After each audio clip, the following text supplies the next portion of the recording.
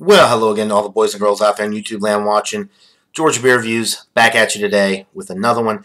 And what I am looking at is a beer from Frost Beer Works in Hinesburg, Vermont. This is their Lush double IPA, clocks in at 8% alcohol by volume. Imperial IPA. Beer Works, Hinesburg, Vermont. Enjoy fresh and chilled. April 9th, 2020, so I would say that's pretty fresh.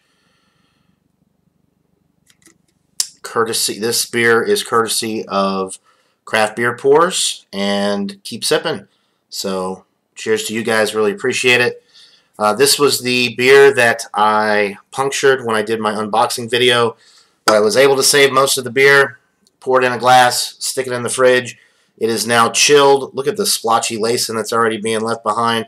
As you can see, the appearance is super hazy orange, almost like orange juice.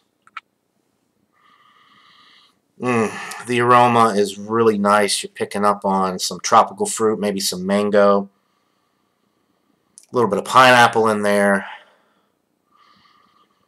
It has a little bit of like a cereal grain component to it, in the best possible way. I mean, it just smells absolutely delightful. Doesn't smell like it's going to be super bitter, much like a lot of the double IPAs in New England, hazy IPAs like this one are. You get a lot of that hop character without a ton of hop bitterness. It just smells absolutely incredible. So without further ado, let's get into this brew. Cheers, guys.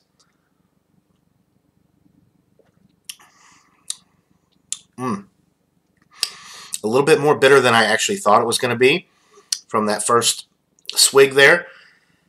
It definitely has that tropical fruit thing going on, a little bit of mango, a little bit of pineapple.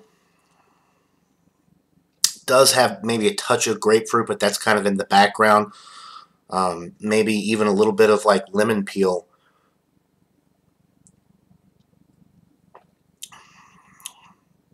Nice wheat bready notes in the middle of the sip.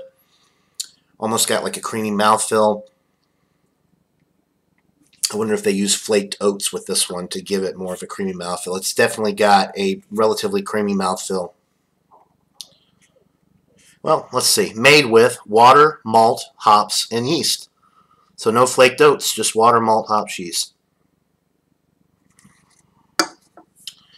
This is really good. The body is medium. Relatively easy drinking for an 8%er. The bitterness with this, it starts out fresh and fruity, and then you get the bready cereal type thing in the middle. The hop bitterness is actually pretty substantial on the finish, although it's not super bitter. There's definitely a pretty high bitterness level with this. I wish I knew what the IBUs are, but they don't list them on the label. A lot of these breweries are kind of getting away from listing the IBUs because I guess they don't want to detract people from their beers. People see those high IBU numbers on the cans, and a lot of times it turns people off. I will say that this is a very well-balanced beer. Malty, sweet, a lot of hop character, breadiness in the middle with that medium creamy mouthfeel with the body, and then that bitterness to round it out on the finish. Really a delightful beer. I wish maybe it wasn't quite as bitter on the finish and more of a traditional New England style, but it does have a nice hop bite on the back end to round it out. The 8% alcohol is masked exceptionally well. You're definitely not getting any alcohol with this, which is nice. I mean, 8% is definitely getting up there, and you can mask it. When you can mask it this well, that just says something to the quality of the brew. So Frost Beer Works out of Hinesburg, Vermont. Very pleased with this brew.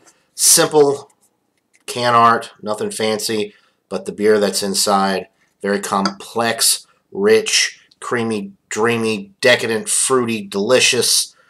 94 out of 100. It's a solid A beer.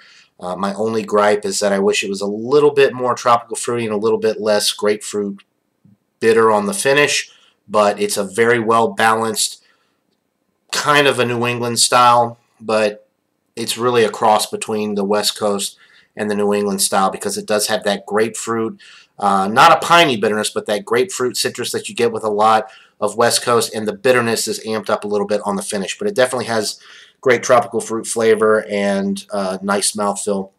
So 94 out of 100. That'll do it for this beer review, guys.